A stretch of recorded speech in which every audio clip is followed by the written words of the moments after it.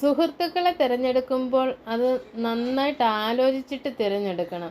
ഇതൊരു പാഠമായിരിക്കണം, ഒരു ലെസൺ ആയിരിക്കണം എന്നൊക്കെ പറയുന്നത് നമ്മുടെ അനീഷാണ്. എന്താന്ന് വെച്ചാൽ അനീഷിനെ ചതിച്ചിരിക്കുകയാണെന്ന് തന്നെ പറയണം ഷാനവാസ്. അനീഷ് ആത്മാർത്ഥമായിട്ട് സ്നേഹിച്ചു, പക്ഷെ ആ ഒരു സ്നേഹം ഷാനവാസിന് തിരിച്ചുണ്ടോ എന്ന് ചോദിച്ചാൽ ഇല്ലെന്ന് തന്നെ പറയേണ്ടി വരും.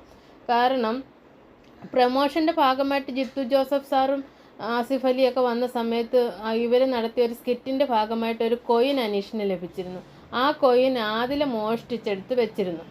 ആ കൊയിൻ ഇപ്പോൾ ആദിലയും അനീഷും തമ്മിലുള്ള തർക്കം ഉണ്ടായപ്പോൾ ആദില നൂറയോട് പറയുന്നുണ്ട്, അയാളുടെ കൊയിൻ ഞാൻ അന്നേരം ഒരു രസത്തിന് വേണ്ടി എടുത്ത് മാറ്റി വെച്ചെന്നേ ഉള്ളൂ, ഞാൻ അങ്ങ് തിരിച്ചു കൊടുക്കാൻ പോവുകയാണെന്ന്.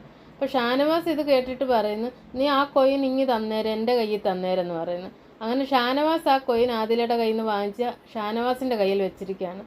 നമ്മുടെ അനീഷ് ക്യാമറയുടെ അടുക്കെ വന്നിട്ട് ഈ കോയിൻ കാണാത്തതിനെ പറ്റിയിട്ട് പരാതി പറയുകയാണ്. എൻ്റെ കോയിൻ കാണുന്നില്ല ബിഗ് ബോസ് എന്ന് പറഞ്ഞ് സംസാരിക്കുന്ന സമയത്ത് ഷാനവാസ് അവിടോട്ട് വരുന്നുണ്ട് ജിഷിനുമായിട്ട്. അപ്പം ഈ അനീഷ് ഈ പരാതി പറയുന്നത് കേട്ട് നിന്നിട്ട് ഷാനവാസ്, നീ ഒറ്റയ്ക്കുണ്ടാക്കിയ കോയിനൊന്നും അല്ലല്ലോ പോയത്, ഞങ്ങളും കൂടെ കഷ്ടപ്പെട്ട കോയിനാണ്, സ്കിറ്റിൻ്റെ ഭാഗമായിട്ട് അവരും ഉണ്ടായിരുന്നു, അതാണ് പറയുന്നത്.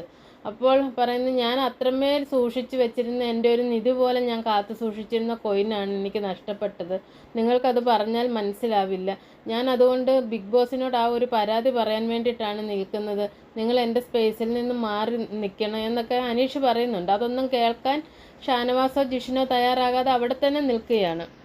ഇതൊക്കെ ഓർത്ത് സങ്കടപ്പെട്ടിട്ടാണ് അനീഷ് പിന്നീട് ഒറ്റയ്ക്കിരുന്ന് പറയുന്നത്, സുഹൃത്തുക്കളെ തിരഞ്ഞെടുക്കുമ്പോൾ അത് സൂക്ഷിച്ച് തിരഞ്ഞെടുക്കണം, ഇത് തനിക്ക് പറ്റിയ ഒരു പാഠമാണ്, ഒരു ലെസണാണ് എന്ന് അനീഷ് പറഞ്ഞ് സങ്കടപ്പെടുന്നത്.